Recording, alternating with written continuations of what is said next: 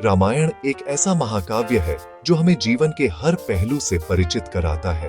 ये केवल राम और सीता की कहानी नहीं है, बल्कि यह धर्म, कर्तव्य, प्रेम और त्याग के आदर्शों की गाथा है। जब भी हम रामायण के महान पात्रों की बात करते हैं, तो हमारे मन में भगवान राम का आदर्श, लक्ष्मण का अटूट भ्रातृ प्रेम, हनुमान की निस्वार्थ भक्ति और सीता की पवित्रता का चित्र उभरता है। इन सभी महान चरित्रों के बीच एक ऐसा पात्र भी है जिसका त्याग और जिसकी महानता अक्सर हमारी नजरों से ओझल हो जाती है। वह पात्र है भरत। भरत का चरित्र उस मौन दीपक की तरह है जो चुपचाप जलता रहता है, लेकिन उसकी रोशनी पूरे महल को धर्म और न्याय से प्रकाशित करती है। अक्सर भरत की कहानी को केवल कुछ पन्नों में समेट दिया जाता है। हम उन्हें एक ऐसे भाई के रूप में जानते हैं जिन्हें अपनी माता कैकेयी के वरदान के कारण अयोध्या का राज सिंहासन मिला। लेकिन क्या हमने कभी यह गहराई से सोचा है कि उस सिंहासन को पाने के बाद भरत के मन पर क्या बीती होगी? उनका त्याग केवल राज्य को ठुकरा देने तक सीमित नहीं था। यह त्याग उससे कहीं ज्यादा गहरा और व्यापक था। यह त्याग आत्मनियंत्रण, निस्वार्थ प्रेम और धर्म के प्रति अटूट निष्ठा का एक ऐसा उदाहरण है जो इतिहास में कहीं और देखने को नहीं मिलता।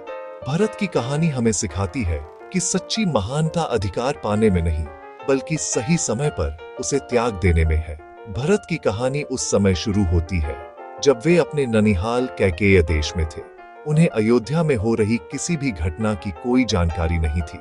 उन्हें नहीं पता था कि उनकी माता ने अपने पुत्र मोह में आकर राजा दशरथ से 2 ऐसे वरदान मांग लिए हैं जो पूरे रघुकुल के इतिहास को बदल देंगे। जब वे अयोध्या लौटे तो उन्होंने एक सूनी और उदास नगरी पाई। उन्हें अपने पिता राजा दशरथ के निधन का दुखद समाचार मिला और साथ ही यह भी पता चला कि उनके प्रिय बड़े भाई राम, भाभी सीता और भाई लक्ष्मण 14 वर्षों के लिए वनवास पर चले गए हैं। ये सब जानकर भरत का हृदय दुख और ग्लानि से भर गया। ये क्षण भरत के जीवन का सबसे कठिन क्षण था। एक तरफ उनके पिता की मृत्यु का शोक था, दूसरी तरफ अपने प्रिय भाई से बिछड़ जाने का दर्द, और सबसे बढ़कर यह एहसास कि इस सारी त्रासदी की वजह उनकी अपनी मां थी। उन्हें वह राज सिंहासन दिया जा रहा था जिसके असली हकदार उनके भाई राम थे। ये एक ऐसा उपहार था जो कांटों के ताज से कम नहीं था। भरत के लिए यह राज्य सुख का साधन नहीं, बल्कि उनके दुख और अपमान का प्रतीक था।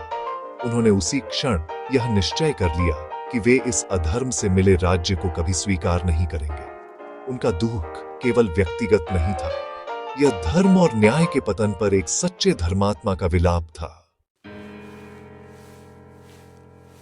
जब भरत को यह पता चला कि उन्हें अयोध्या का राजा बनाया जा रहा है, तो उनके मन में खुशी का एक अंश भी नहीं जागा। इसके विपरीत उनका हृदय ग्लानि, क्रोध और असहनीय पीड़ा से भर गया। उनके लिए यह राज्याभिषेक एक उत्सव नहीं, बल्कि एक श्राप जैसा था। वे अपनी माता कैकेयी के पास गए और उन्हें उनके इस कृत्य के लिए बहुत भला बुरा कहा। उन्होंने स्पष्ट कर दिया कि जिस सिंहासन पर उनके बड़े भाई राम का अधिकार है, उस पर वे सपने में भी नहीं बैठ सकते। भरत का दुख केवल भाई के बिछड़ने का नहीं था, बल्कि यह इस बात का भी था कि इतिहास उन्हें किस नजर से देखेगा। क्या लोग यह नहीं सोचेंगे कि इस सारे षड्यंत्र में वे भी शामिल थे? यह सोचकर भरत का मन व्याकुल हो उठा।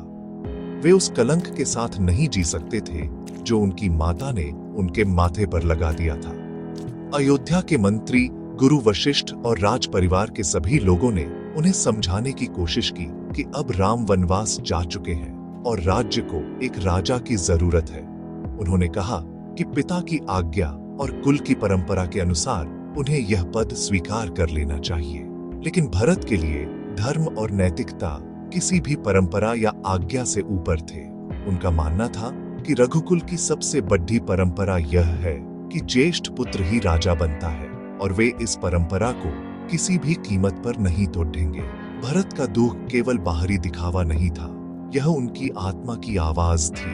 उन्होंने राजसी वस्त्र त्याग दिए और साधारण वल्कल वस्त्र धारण कर लिए, ठीक वैसे ही जैसे उनके भाई राम ने वन जाते समय पहने थे। उन्होंने घोषणा की कि वे स्वयं वन जाएंगे और राम से लौटकर अपना राज्य संभालने की विनती करेंगे।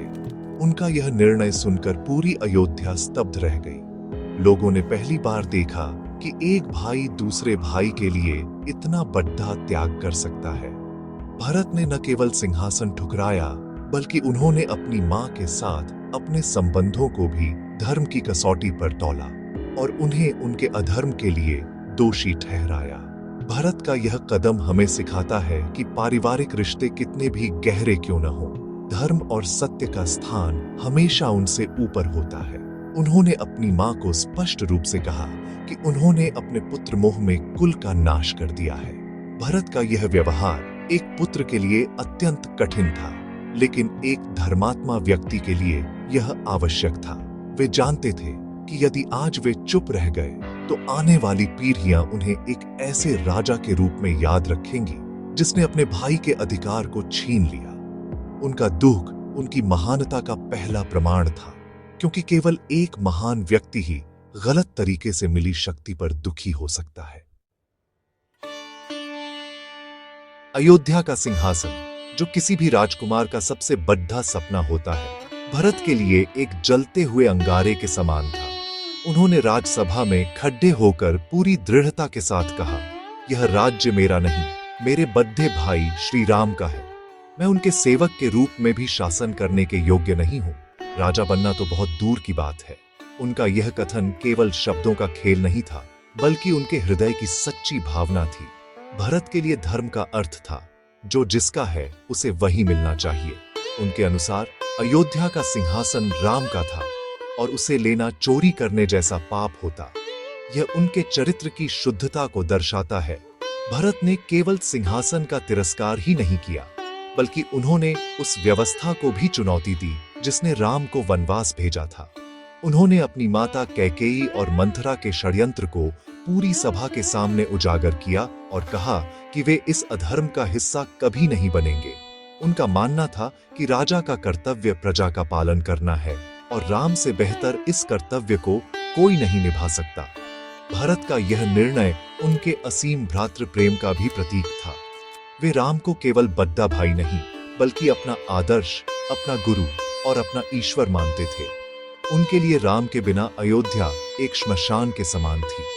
भरत के मन में एक ही धुन सवार थी, किसी भी तरह राम को वापस अयोध्या लाना। उन्होंने पूरी अयोध्या की सेना और प्रजा को साथ लिया और चित्रकूट की ओर चल पड़े, जहां राम निवास कर रहे थे। जब निषादराज गुह ने भरत को विशाल सेना के साथ आते देखा, तो उन्हें संदेह हुआ कि शायद भरत राम पर आक्रमण करने आ रहे हैं। लेकिन जब उन्होंने भरत की आंखों में अपने भाई के लिए पीठ डाह और प्रेम को देखा, तो वे समझ गए कि भरत का हृदय कितना पवित्र है। भरत नंगे पांव तपस्वी के वेश में अपने भाई से मिलने के लिए दौड़े जा रहे थे। यह दृश्य किसी भी पत्थर दिल इंसान को पिघलाने के लिए काफी था। चित्रकूट पहुंचकर जब भरत ने राम को देखा, तो वे उनके चरणों में गिर पड़े और फूट फूट कर रोने लगे। उन्होंने राम से अयोध्या वापस लौटकर अपना राज सिंहासन संभालने की प्रार्थना की। उन्होंने कहा कि वे और पूरी अयोध्या की प्रजा उनके बिना अनाथ है। यह दृश्य रामायण के सबसे मार्मिक दृश्यों में से एक है। यहाँ दो भाइयों का प्रेम अपनी पराकाष्ठा पर था। एक भाई राम पिता के वचन को निभाने के लिए राज्य छोड़ दे रहा था, तो दूसरा भाई भरत धर्म और प्रेम के लिए मिले हुए राज्य को ठुकरा रहा था। यह धर्म और प्रेम की ऐसी विजय थी जिसने देवताओं को भी सोचने पर मजबूर कर दिया। जब भरत ने राम से अयोध्या लौटने की बहुत विनती की, तो राम ने विनम्रता से मना कर दिया। उन्होंने भरत को समझाया कि वे अपने पिता को दिए गए वचन से बंधे हुए हैं और 14 वर्ष पूरे होने से पहले वे अयोध्या नहीं लौट सकते। उन्होंने भरत को राजधर्म का पालन करने और अयोध्या का शासन संभालने का आदेश दिया। भरत के लिए यह एक और कठिन परीक्षा थी।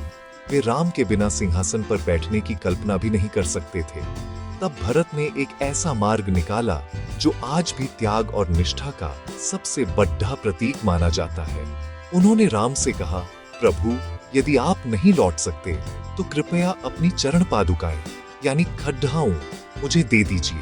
राम ने जब इसका कारण पूछा, तो भरत ने जो उत्तर दिया वह अद्भुत था। उन्होंने कहा, ये खड्डाओं आपके प्रतीक के रूप में सिंहासन पर विराजमान होंगी।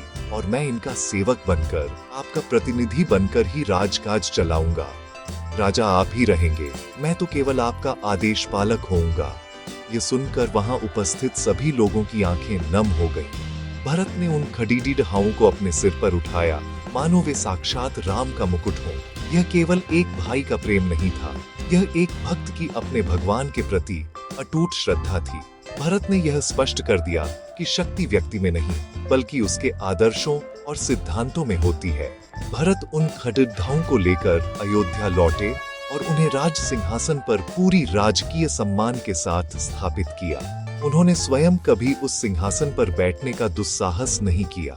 वे सिंहासन के पास जमीन पर बैठते थे और हर राजकीय निर्णय लेने से पहले उन खड़ाओं से आज्ञा लेते थे। यह सांकेतिक शासन का एक ऐसा अनूठा उदाहरण है जो दुनिया के इतिहास में कहीं और नहीं मिलता। भरत ने यह साबित कर दिया कि शासक होने का अर्थ केवल गद्दी पर बैठना नहीं है, बल्कि उस पद की गरिमा और धर्म का पालन करना है।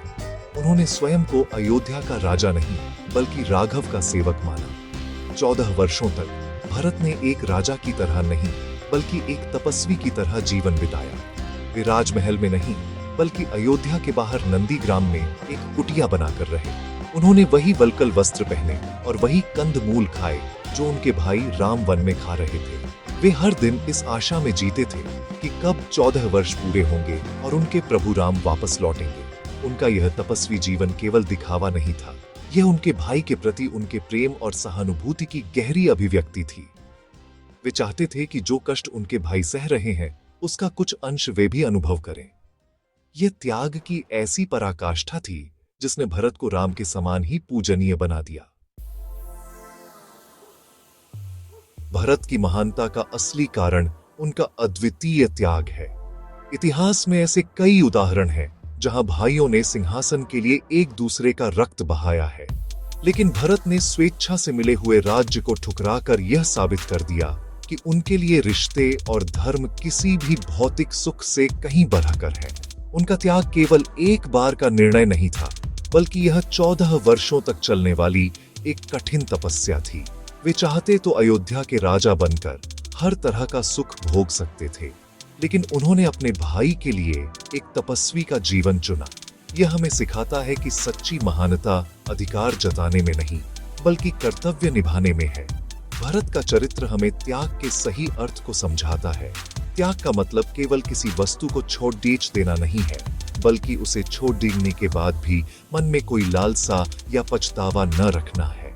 भरत ने 14 वर्षों तक अयोध्या का शासन एक प्रतिनिधि के रूप में चलाया, लेकिन एक क्षण के लिए भी उनके मन में यह विचार नहीं आया कि यह राज्य उनका है। वे हर दिन राम के लौटने की प्रतीक्षा करते रहे।